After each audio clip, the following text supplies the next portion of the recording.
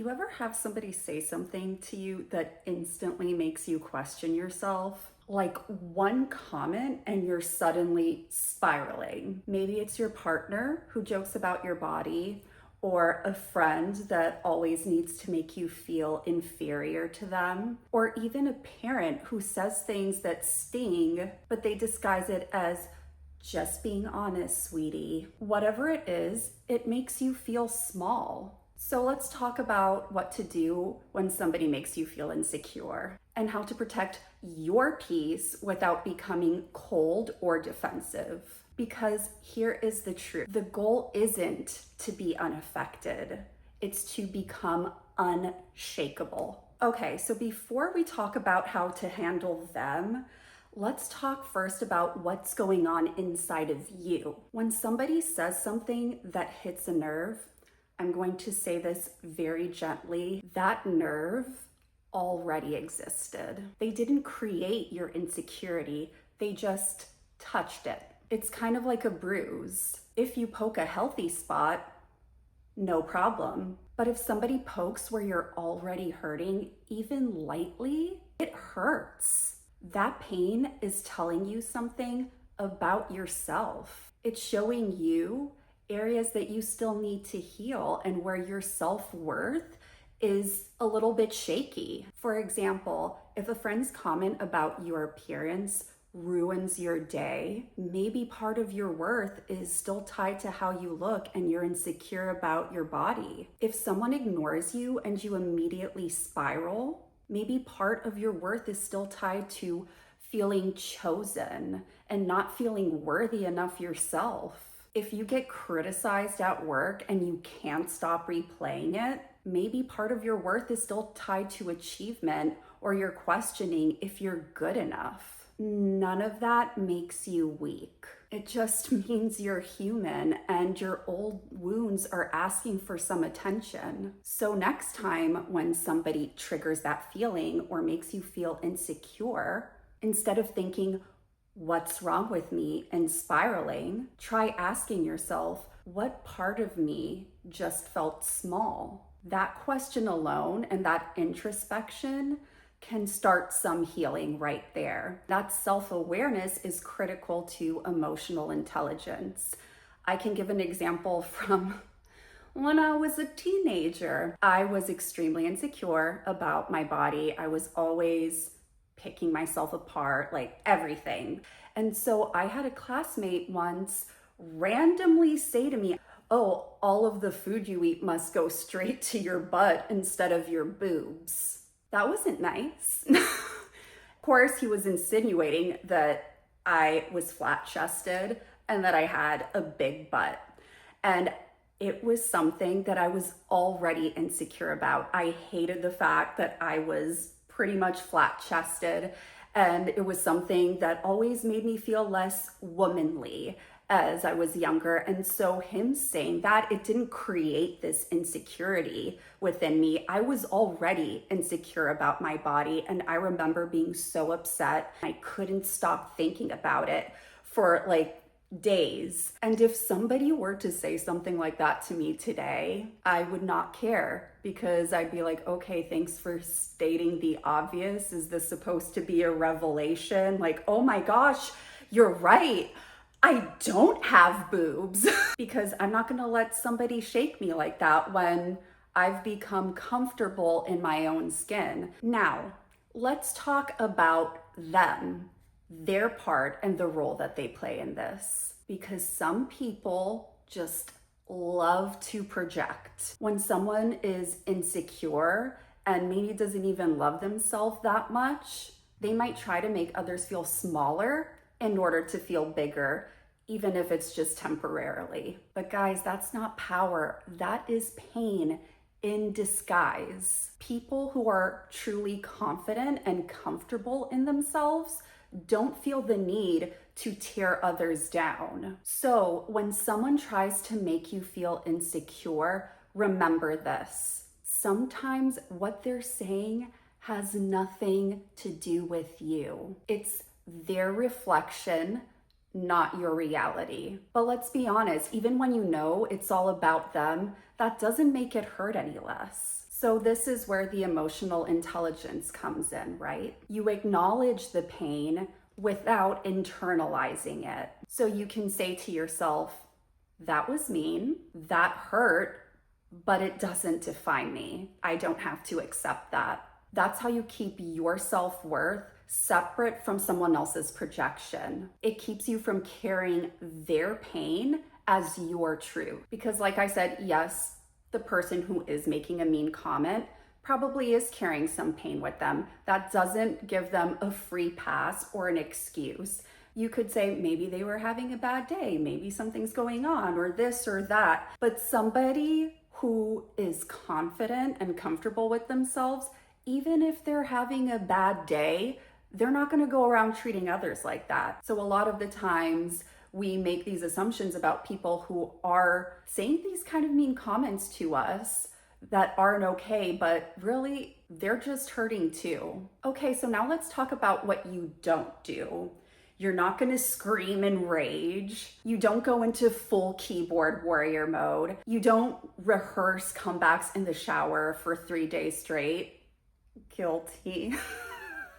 Been there, done that. You regulate before you react. When you feel that wave of insecurity hit, here's your quick reality check. Pause. Breathe. Name what you feel. I feel hurt or I feel embarrassed. Because when your emotions are high, your logic goes low and goes out the window. And we don't make empowered choices in flight or fight mode. Sometimes the most self-loving thing that you can do for yourself in that moment is not respond immediately. Give yourself the space to come back to yourself before you even decide if it's worth your energy.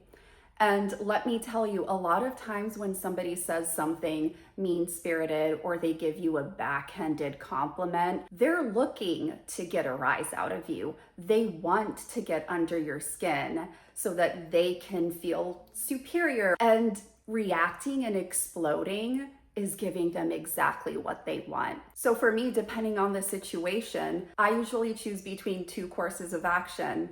1, no response. They don't get a response. That actually recently happened.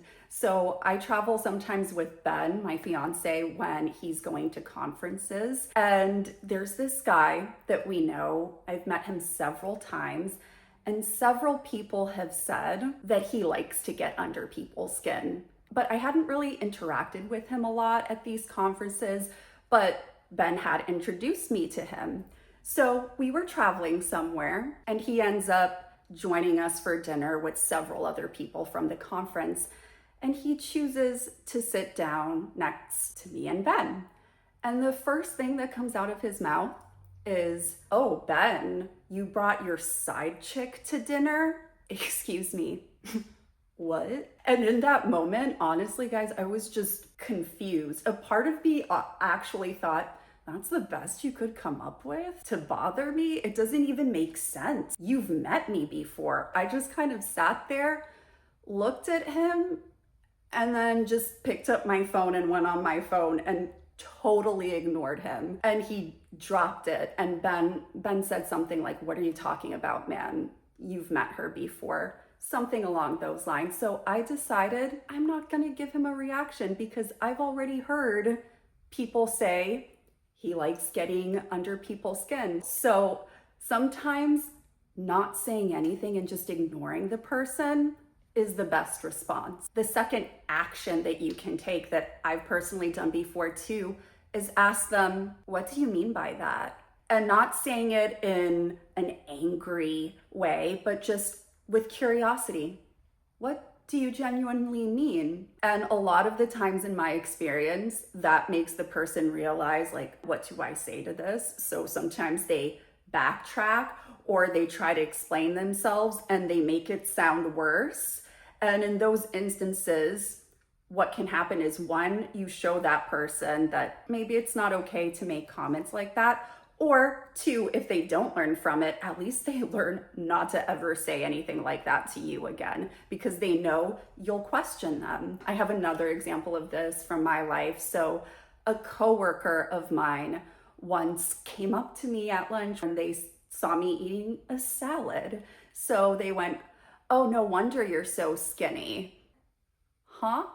So I just look at them and ask, "What do you mean by that?" And they are like, "Oh, well, because you're eating a salad." And so I replied back to them something like, "But what does me having a salad have to do with me being skinny? Are you assuming that I eat salads all the time because you're seeing me eat a salad right now? I'm trying to understand." And then they started backtracking and they're like, "Oh my gosh, no, I know that sounds silly, blah, blah, blah." Do you think that person ever asked me about what I ate or made a comment on my body again? Nope.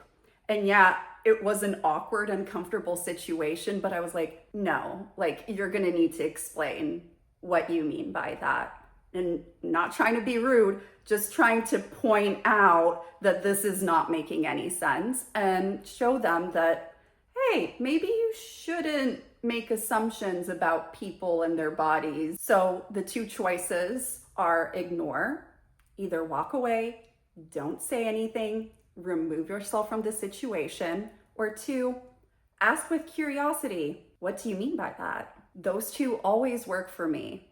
Now let's talk about what makes you truly unshakable, your self-concept. When you know who you are and you're comfortable with yourself, no one's opinion can destabilize you. Someone could literally call you a purple people eater, whatever, and you'd be like, okay, that's an interesting perspective, because you know who you are. So ask yourself, who am I when I'm not trying to prove myself? What do I love about me? What do I bring to people's lives that is valuable? When you focus on nurturing that relationship with yourself, that outside noise starts to fade. You stop letting other people's comments or opinions shake you because you are confident in who you truly are. You stop settling for other people treating you poorly because you know you are worthy, you matter.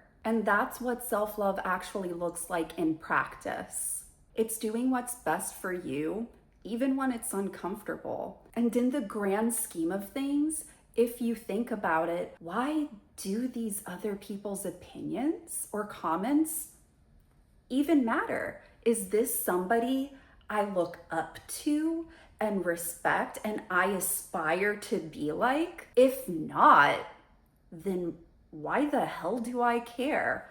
Truly, like, it takes me back to that boy when I was younger making a comment about my body. And yes, at the time I was insecure about my chest size, but thinking back on it, it's not like I had a crush on that guy. He wasn't even a friend, he was just a classmate.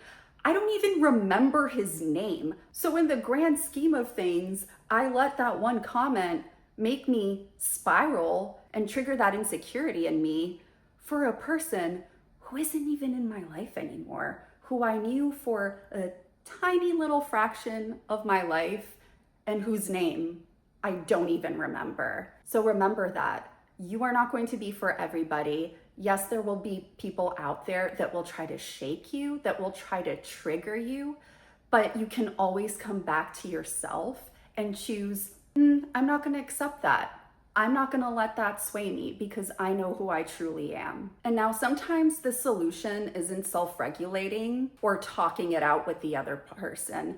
It's walking away and putting distance, because you can't heal in environments that constantly trigger you. If you have to shrink to stay, then that place is too small for your growth. And walking away doesn't mean you're a coward or heartless. It means you've learned to value yourself enough not to beg for love in unsafe places. So if there's a particular person that always makes you feel small, even when you've brought it up to them, leave. If you have to constantly explain basic respect, leave. You're not abandoning them. You are choosing you. Because here's the truth. You don't have to fight for your worth from people who were never designed to see it. The right people won't make you question your value. They will remind you of it. So sure, there's situations where, oh, I'll run into this person every once in a while. I'm not really close to them. But in instances where it's a family member or a friend or somebody that you know you're going to be seeing constantly, put up those boundaries. If that person doesn't listen to you and they're still hurtful, then walk the hell away. And I know that can be difficult if it's with a family member, especially if you still live with them. I have a friend who went through a similar situation with her mom, always making some kind of rude comments about my friend's body. And my friend was in the process of starting to heal from that and accept her body. So hearing comments like that from her mom didn't help. So she had addressed it and said, hey, when you say things like that, it's hurtful. It makes me feel bad. And like nothing good comes from it. I don't know what you want me to do with this type of comment. So if you keep saying these types of things to me, I'm gonna get up and I'm gonna leave. And she held that boundary. The next time her mom made a comment about her body like that, she got up and she left her behind, and she realized, okay, I am really hurting her, and she stopped. And that was due to my friend enforcing those boundaries and sticking to them. So enforce boundaries, and if people don't listen, if they still treat you like crap and make these unwanted comments, let them go. So the next time someone tries to make you feel insecure, pause, breathe, don't rush to fix the feeling or prove your worth or lash out. Just sit with it for a second, because the discomfort isn't proof that there's something wrong with you. It's a sign that something inside of you still needs your attention. And that's okay. You don't have to shame yourself for still having triggers. You are allowed to be self-aware and still be healing. You can be confident while still having moments of self-doubt. That's what growth looks like. It can be messy, it can be uncomfortable, but it's human. The real strength isn't pretending that people don't affect you. It's in learning how to come back to yourself when they do, to catch yourself mid-spiral and say, wait, I know who I am. Because that moment, that quiet return to self, is how you start building unshakable confidence. So instead of chasing people who make you question your worth and letting them get to you, start chasing the version of you who no longer does. That's where your peace lives. You don't need to be less sensitive. You don't need to harden to protect yourself. You just need to anchor into your truth, your values, your light. And the more you do that, the less power anyone has over you to make you feel small. Because the truth is, your worth was never up for discussion. We are all worthy. It's not negotiable, and it's not dependent on who chooses to see it. It's yours. And I know we talked about spiraling into our own thoughts when dealing with insecurities today. So I have another video where I talk about how to stop overthinking and some tools and tricks that can help you get out of that mindset. As a fellow person who has dealt with anxiety and panic attacks for a good portion of my life, these tools have really helped me. So I hope that they can help you too. I'll see you in that next video. Bye.